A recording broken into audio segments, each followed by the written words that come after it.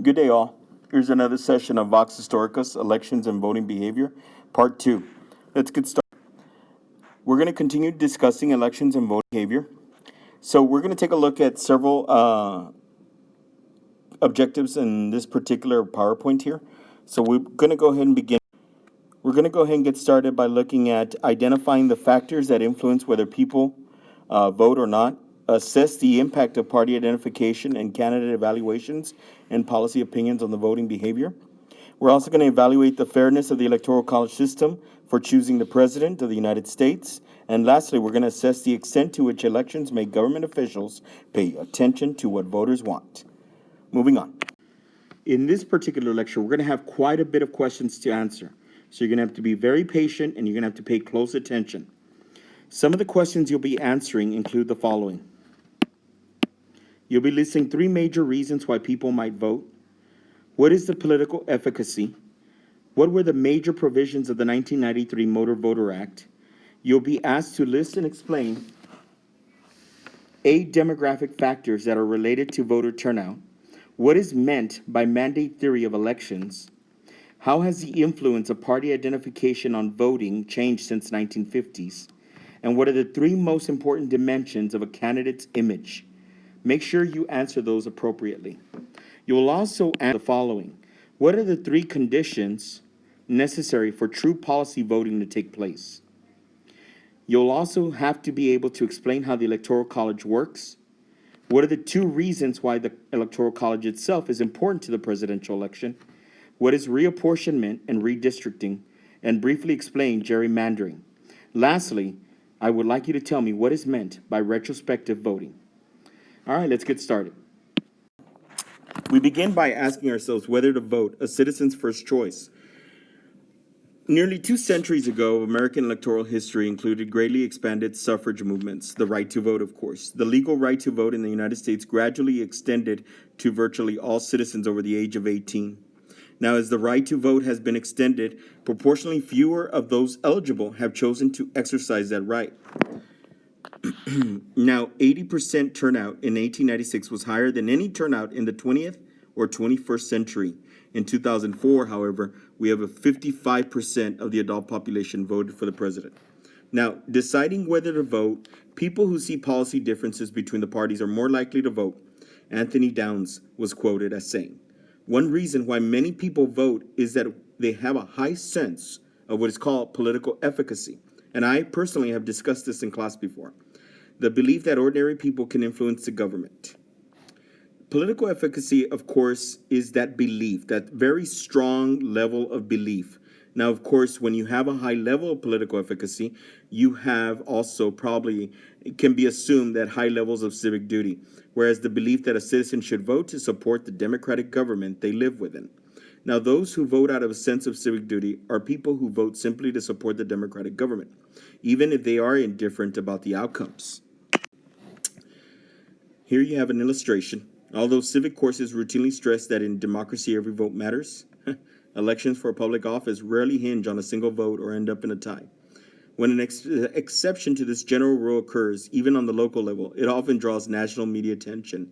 Thus, the New York Times and other newspapers covered this story when an election for a seat to the Cave Creek, Arizona Town Council resulted in a 660 tie, and the winner was decided by a card game presided over by the town judge.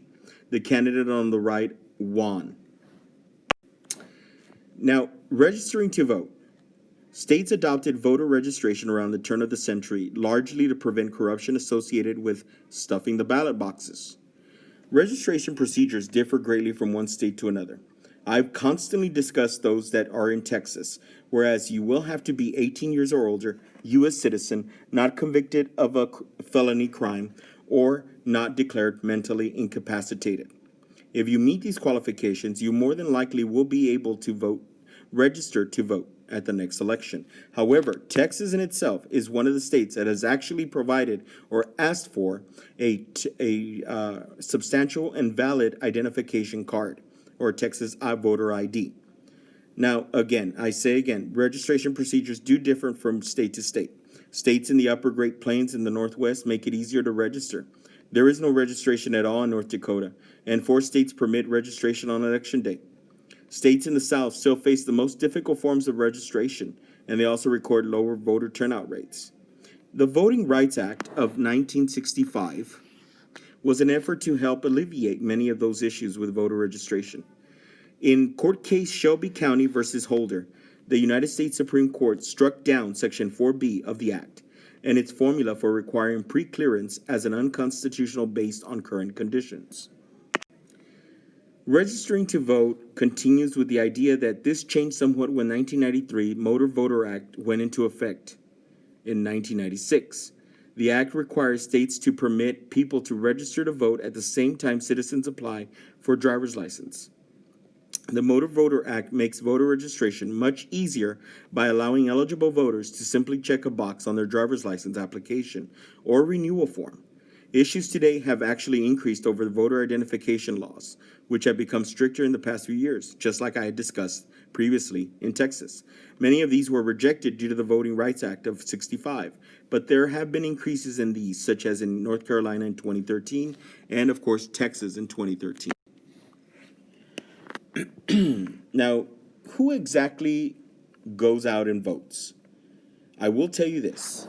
Voting is class-biased activity. Beginning with education, people with a higher than average education vote more than people with a less education.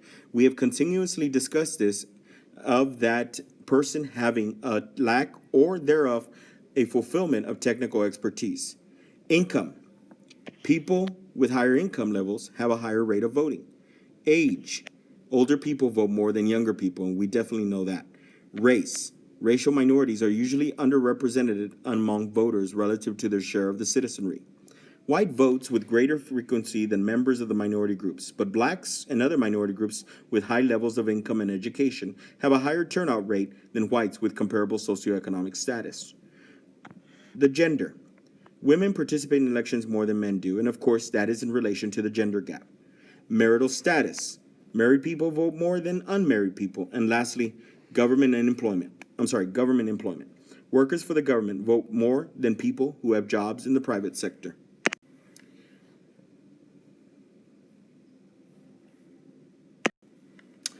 Reported turnout rates for the groups of U.S. citizens in 2008. Here's just a small Here's just a small table where it represents the percentages of groups that turned out in 2008. Please pause the video and just take a moment or two to look over the results. Possessing several of these traits, being elderly, well-educated, and married adds significantly to one's likelihood of voting.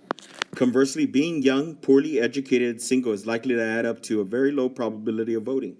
Now, the political consequences of class bias in turnout. Research suggests that some political outcomes would be different if there was no class bias in turnout. Politicians, of course, pay attention to groups with high levels of turnout because their fate may be in their hands at the next election. Early voting, though, and I have preached this constantly, is seen as a way of improving voter turnout, as it gives voters that might have difficulty voting just on one day and at one time the ability, of course, to vote, with some states increasing and others decreasing its availability. Here in Texas, it's usually 2 weeks prior to the general election. I personally participate in early voting a majority of the times. First of all, here in Hidalgo County, you can pretty much go anywhere possible or anywhere there's an election poll available to vote during early voting. You do not have to report to your specific precinct. However, it is again only available for 2 weeks, but again, it is available from 8 to approximately 6 or 7 o'clock in the evening, Monday through Saturday. Now, there are two separate ideals we need to talk about. The mandate theory of elections. The mandate theory of elections is the idea that the winning candidate has a mandate from the people to carry out his or her platforms in politics. Now, what you can do to understand this is, let's contemplate the election of Barack Obama. Let's look at that. Let's look at the election of Barack Obama. Barack Obama was, of course, voted in by a landslide over Republican candidate John McCain. When something like that happens, that represents a mandate. George W. Bush, the Republican counterpart, throughout the last 8 years, had pretty much sent the country into a deep recession with his economic policies and the deregulation of banks. So, to cure the country of this, a mandate was given to Barack Obama through the voters' election of him as the 44th President of the United States of America.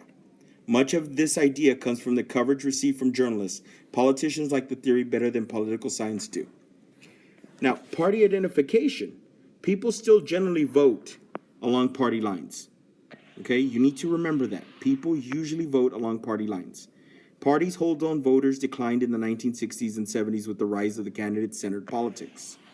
Many floating voters or independents make an individual voting decision and are up for grabs each election. Again, we here are discussing specifically of the independents.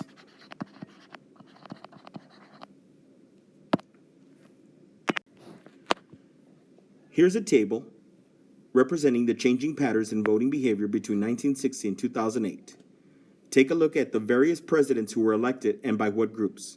Please, take a moment, look over the graph.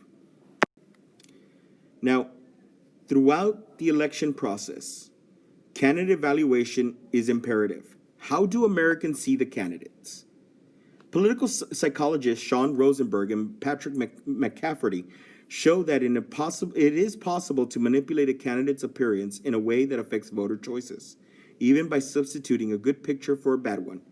Research by Miller, Wattenberg, and Malinchuk shows that the three most important components of a candidate are the important components of a candidate image are integrity. Sorry, that didn't make sense. I continue by saying, components of a candidate image are integrity, reliability, and competence. Now, how Americans see the candidate. In 2000, George W. Bush scored higher than Al Gore in the dimension of integrity. Now, integrity is not enough. A candidate must also be seen as being reliable, dependable, and decisive. George H.W. Bush's image of reliability suffered when he broke his no new taxes pledge prior to the 1992 campaign. The personal traits most often mentioned by voters involve competence, experience, which is one of the reasons it is hard to beat an incumbent president. Policy voting occurs when people base their choices in an election on their own issue and preferences. True policy voting can take place only when several conditions are met, beginning with voters must have a clear view of their own policy positions. Voters must know where the candidate stands on policy issues. Voters must see a difference between candidates and those issues, and voters must actually cast a vote for the candidate whose policy positions coincide with their own. These four elements here provide for a true understanding of policy voting. One recurrent problem is that candidates often decide that the best way to handle a controversial issue is to cloud their positions in the rhetoric. Both candidates may actually deliberately be ambiguous. The media also may not be helpful, as they typically focus more on the horse race, we've talked about that already, aspects of the campaign than on the policy stands on the candidates. Basically, you're looking at who's winning and who's losing. Although it is not questionable when voters are really much more than sophisticated now about the issues, and policy voting has become somewhat easier than in the past. Today's candidates are actually compelled to take a clear stand to appeal on their own party's primary voters. And it is the electoral process that has changed rather than the voters. The last battle is the Electoral College. We've already begun discussing the Electoral College in some classrooms. Yours may be one. Electoral College is a unique American institution created by the Constitution, provided for the selection of the president by electors. Less populated states were overrepresented. Winner-take-all concentrates campaigns on close states. It is the Electoral College vote rather than the popular vote that actually determines the outcome of the presidential election. We've mentioned that of the three branches of government, the only branch that is directly elected by the people is, of course, the legislative branch, whereas the senators and representatives are directly elected by the people. Because the founders wanted the president to be selected by the nation's elite and not directly by the people, they created the Electoral College. However, as you see the word elite, it leads you to the idea that, well, then the founding fathers, wanted to perform an elitist democracy. Well, we'll talk about more of that in class. Political practice since 1828 has been for electors to vote for the candidate who won their state's popular vote. Each state, according to the Constitution, has many electoral votes as it has U.S. senators and representatives. 48 out of the 50 states employ a winner-take-all system in which all their electors are awarded to the presidential candidate who wins the most statewide. In Maine and Nebraska, an elector is allocated for every congressional district won, and whoever wins the state as a whole wins the 2 electors allotted to the state for its senators.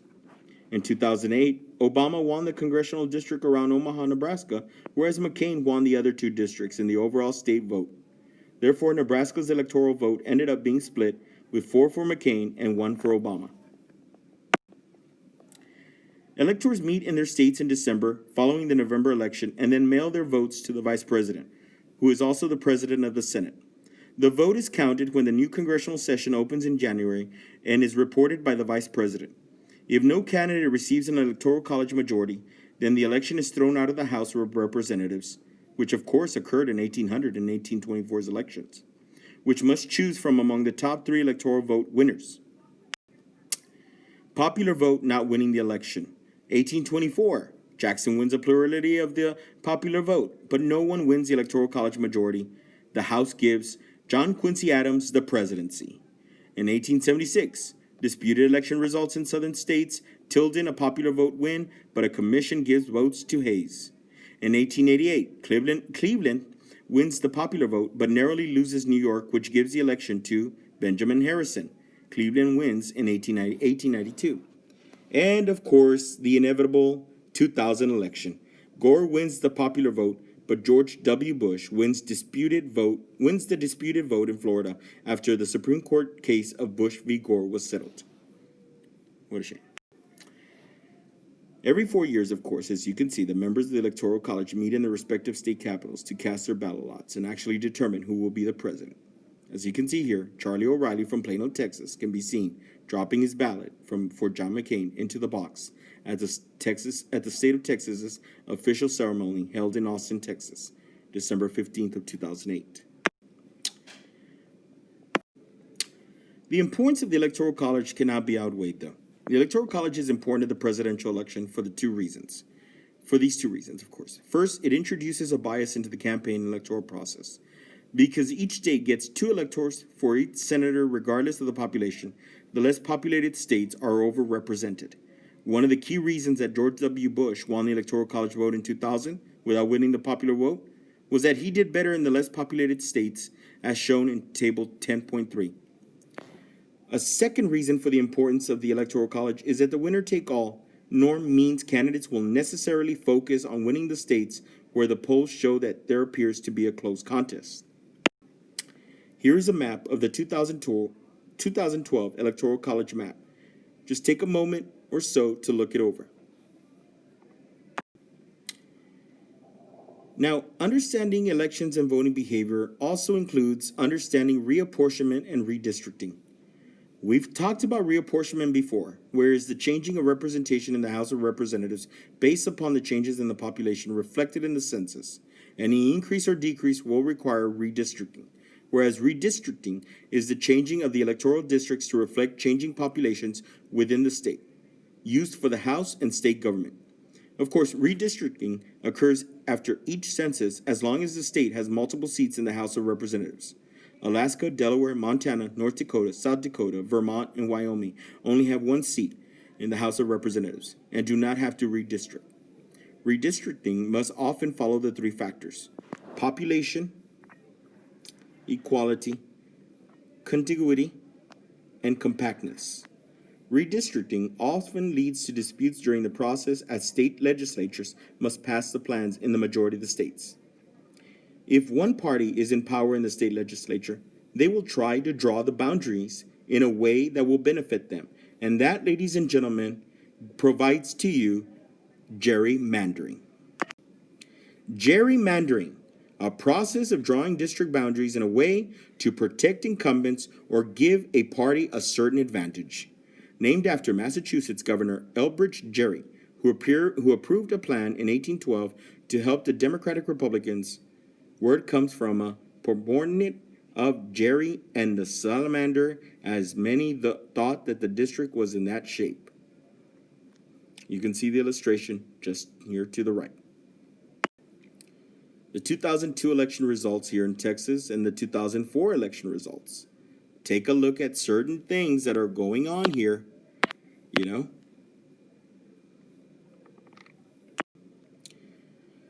Lastly, understanding election and voting behavior, we must take a look at, and as we have done before with each and every topic we have discussed, elections and voting behavior and its effect on democracy. The greater the policy differences between the candidates, the more likely it is that voters will be able to influence government policies by their choices. As long as politicians can take refuge in ambiguity, the possibility of democratic control policy is lessened. When individual candidates offer a clear voice, voters are more able to guide the government's policy direction. Democracy in the elections continues with most policies having a consequence for the well-being of certain groups or for society as a whole. According to the theory of retrospective voting,